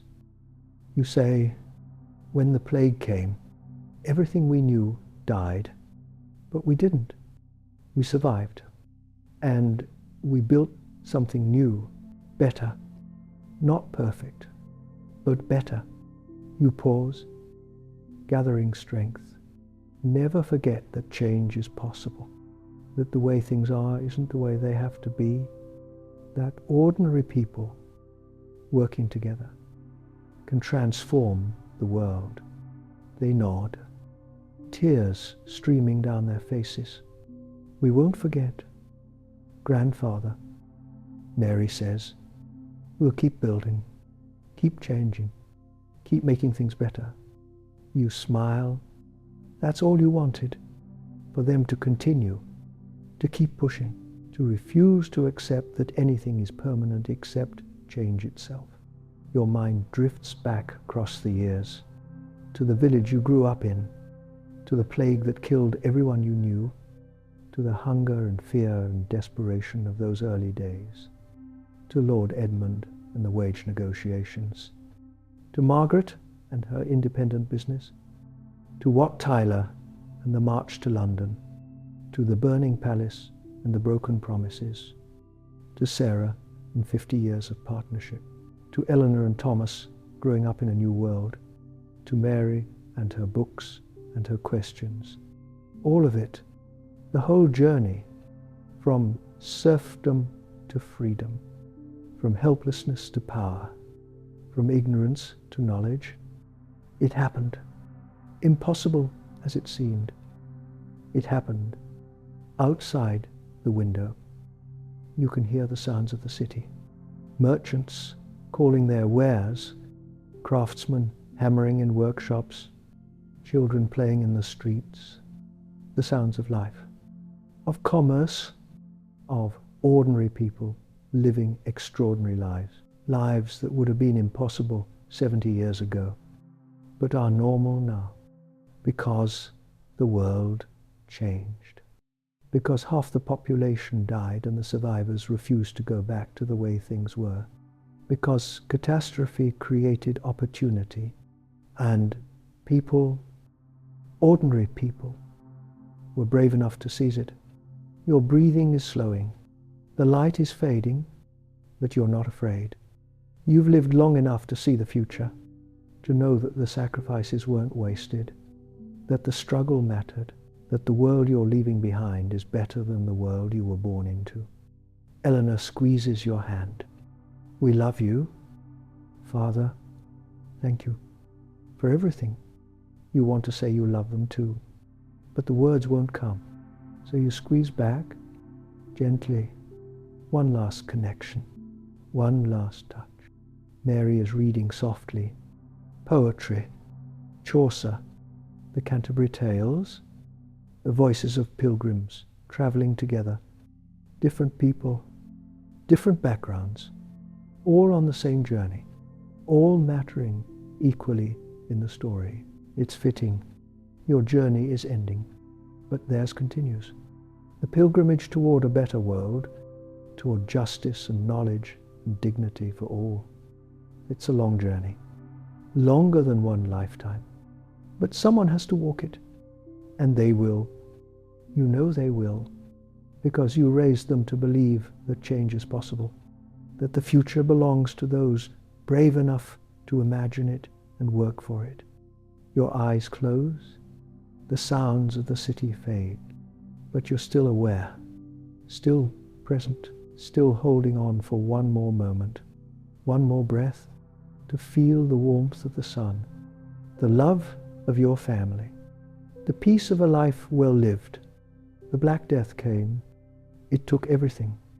Your parents, your siblings, your friends, your neighbors, half of Europe, gone in 5 terrible years.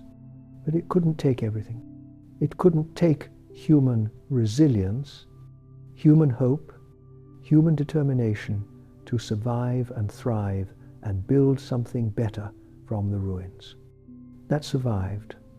That grew. That transformed the world. You're part of that transformation. A small part, one person among millions, but you mattered. Your choices mattered. Your refusal to accept servitude mattered. Your insistence that your children deserve better mattered. All of it mattered. All of it contributed to the world that's emerging. A world where knowledge spreads through printed books, where merchants and craftsmen grow wealthy through their own efforts, where children learn to read and write, where women run businesses, where ordinary people have choices. It's not perfect. There's still injustice, still poverty, still suffering, but it's better, measurably, undeniably better, and it will keep getting better because the momentum is there, the ideas are spreading, the change is inevitable. Thomas is talking now, telling you about his plans, about opening a bookshop, about making knowledge accessible to everyone, about education and enlightenment and the power of ideas. You can barely hear him, but you understand. He gets it. He knows that the real revolution isn't political. It's intellectual. It's the spread of knowledge, the empowerment of minds, the liberation of human potential. Mary's voice joins in, talking about science, about observation and experiment, about understanding the natural world through reason rather than superstition, about medicine that actually heals, about astronomy that explains the heavens, about mathematics that unlocks the universe's secrets. This is the future. Not perfect, not utopian, but rational, knowable, improvable. A future where humans take control of their destiny instead of accepting fate.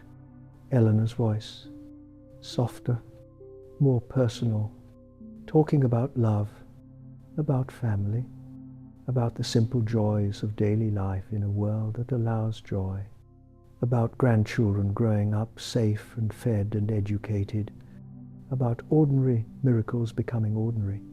This is what it was all for. Not grand gestures, not dramatic revolutions, but this family gathered around, sharing stories, passing knowledge, building futures, continuing the work of making the world a little better with each generation. Your breath is very slow now, very shallow, but still there, still fighting, still holding on, because humans hold on. It's what we do. We survive. We endure. We refuse to surrender, even when surrender seems inevitable. Your family is singing now.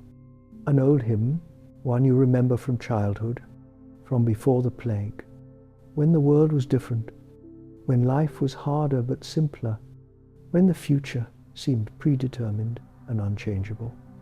The voices blend together, 3 generations, past, present, future, all connected, all part of the same story, the story of humanity rebuilding after catastrophe, the story of ordinary people doing extraordinary things, the story of hope surviving despair. You let go, not because you want to, but because it's time. Your work is done, your journey complete, your legacy secured in the children and grandchildren who will carry on, who will build on what you started, who will continue the slow, steady march toward a better world.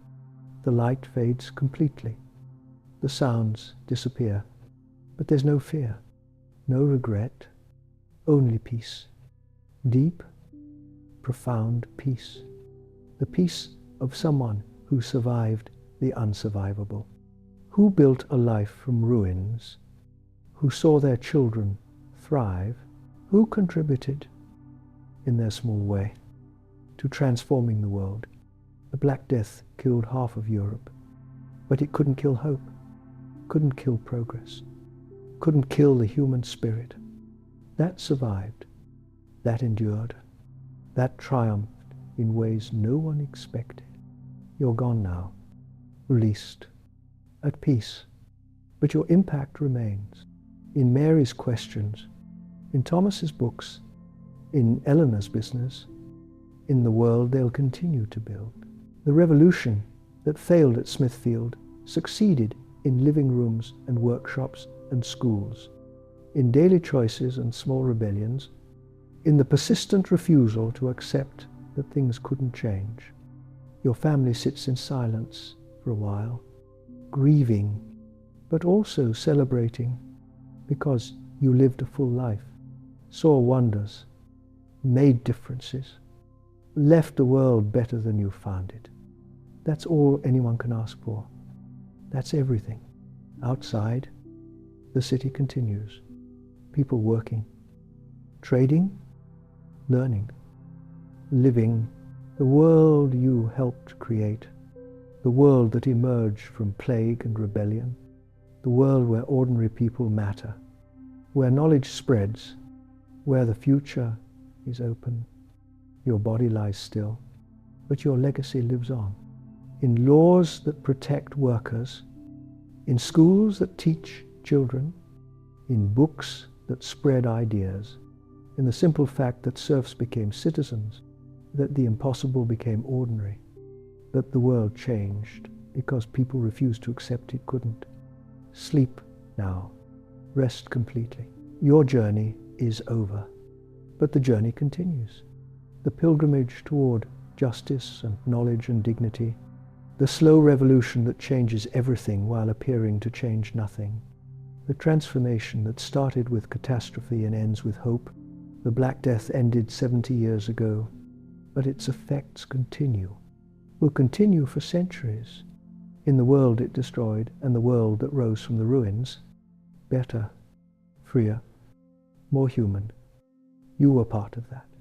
Your life mattered. Your choices counted. Your resistance to injustice made a difference. And now you rest, peacefully, knowing that the future you fought for arrived. Not perfectly, not completely, but really, truly, undeniably, the world changed, and you helped change it. Good night. Rest well. Sleep deeply. Your work is done. The world thanks you. Your family thanks you.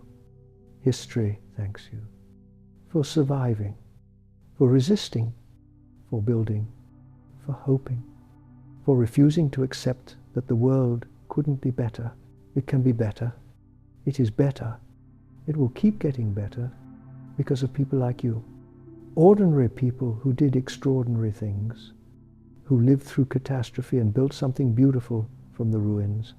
Sleep peacefully now. The revolution continues without you, but because of you, forever.